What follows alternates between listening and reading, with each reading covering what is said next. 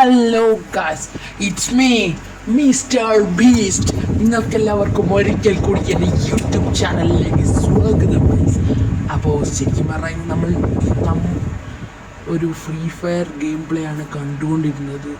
അപ്പോൾ അത്രയൊക്കെ മതി. ഇനി നമുക്ക് ഫാൻ ഓഫ് ആക്കിയിട്ട് എനിക്ക് എൻ്റെ ഒരു സുഹൃത്തിനെ ഇന്ന് കാണാൻ പോകാനുണ്ട്. എൻ്റെ ബെസ്റ്റ് ഫ്രണ്ടാണ്, അവനെ കണ്ടിട്ട് കുറേ. എന്നിട്ട് അവൻ എന്നോട് പറഞ്ഞിരുന്നു അവൻ്റെ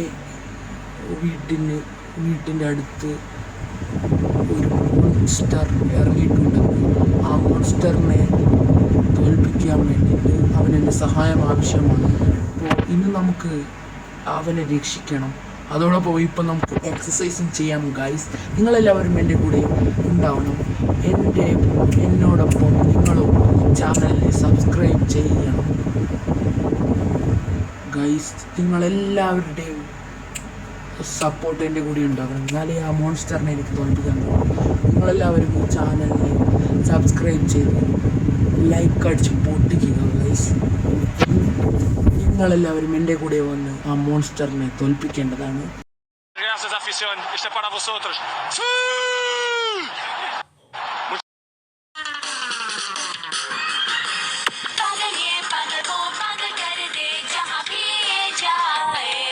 മതി പാട്ടൊക്കെ വെച്ച് ഇനി നമുക്ക് കാര്യത്തിലേക്ക് കിടക്കാം. കുറച്ച് സമയം ഓടിയിട്ട് പോകാം.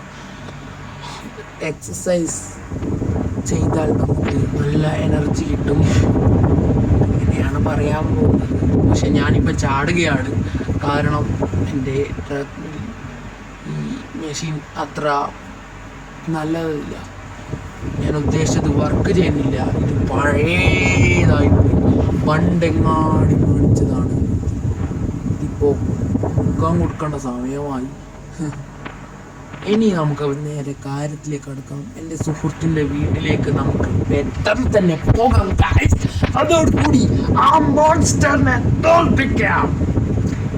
ഞാൻ നിങ്ങളോട് എൻ്റെ ഫ്രണ്ടിൻ്റെ പേര് പറഞ്ഞില്ലല്ലോ. എൻ്റെ ഫ്രണ്ടിൻ്റെ പേര് കരൺ എന്നാണ്. ഓക്കെ, നമുക്കിപ്പോൾ ഏതിലാണ് പോകുന്നത്? ബൈക്കിലോ കാറിലോ?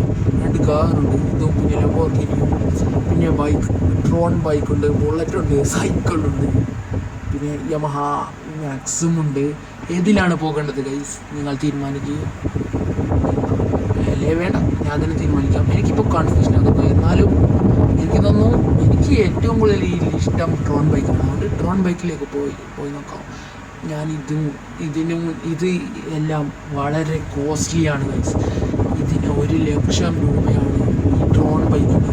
ഏറ്റവും വില കൂടിയത് തന്നെ ഇതാണ്. ഇതിനും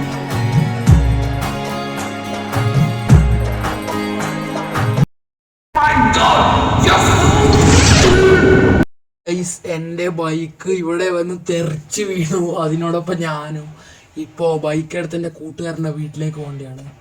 അവൻ സത്യം പറഞ്ഞാൽ ഞാൻ അവൻ്റെ വീട്ടിലേക്ക് പോകുന്നത് ആ പ്രശ്നം സോൾവ് ചെയ്യാനും പിന്നെ അവനെ കാണാനുമാണ്. അവനെ കുറേ നാളായി അവനെ കണ്ടിട്ട്.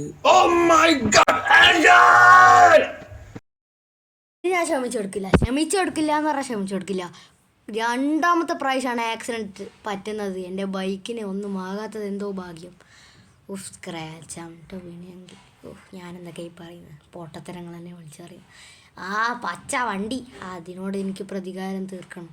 പക്ഷെ അതിനു മുന്നേ ഇപ്പോൾ എൻ്റെ ഫ്രണ്ടിൻ്റെ വീട്ടിലേക്ക് പോകാം. ഇത്ര സ്പീഡ് പോയതാണ് കൊണ്ടാണ് തോന്നുന്നു ഇത്ര ആക്സിഡൻ്റ്. ഞാൻ സ്പീഡ് പോകാൻ പാടില്ലായിരുന്നു. ഇനി മുതൽ ഞാൻ സ്പീഡ് പോകില്ല. ഞാൻ മീഡിയത്തിലാണ് പോകുക സ്പീഡ്.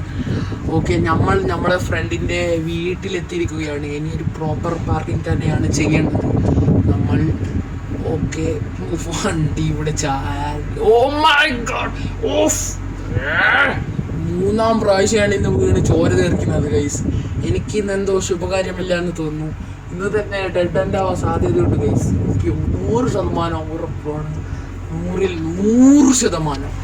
എന്നാൽ പറയുന്നത് പോലെയല്ല കാര്യങ്ങൾ. എൻ്റെ കൂട്ടുകാരൻ്റെ വീടാണ്. നമുക്ക് കോളിംഗ് ബെൽ അടിച്ചേക്കാം. ആരാ വന്നിരിക്കുന്നത് പുറത്ത്? ഇതാരാ? എന്റെ കൂട്ടുകാരാ, നീ വന്നോ?